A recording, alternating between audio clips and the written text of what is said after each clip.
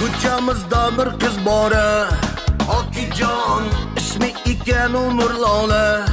Dovday ko'chamizda bir qiz bora, Okijon ismi ekan u Nurlola.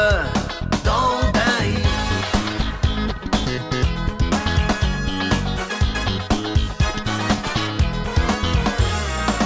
kecha kunduz men devona, aytolmay bo'ldim avora. Kecha kunduz men devona, aytolmay bo'ldim avora. Osmondagi yulduz sana o'xshash, men seningsiz sayyora, men avora. Bu cheg'imgacha meni qiynab keldim jonim, sen meni qiynama. Canım sen beni qiynama, keldin canım sen qiynama. Canım sen beni qiynama.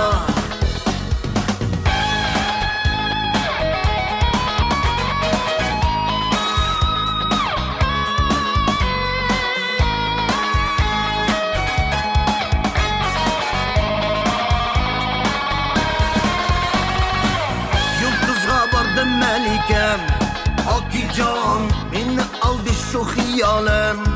Dovday shahlo ko'zlik shu pariga, Okijon beg'ishladim men hayotim.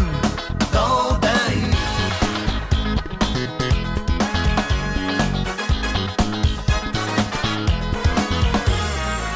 kecha kunduz men devona, Okijon aytolmay bo'ldim avora. Kecha kunduz men devona, Okijon aytolmay bo'ldim sarsona.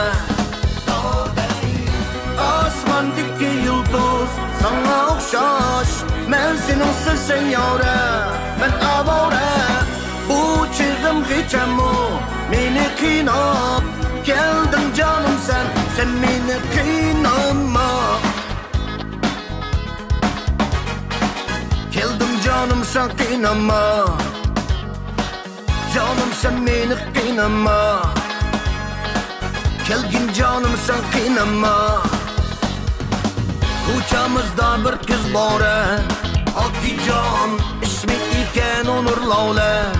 Dovday ko'chamizda bir qiz bora, Okijon ismi ekan u Nurlola.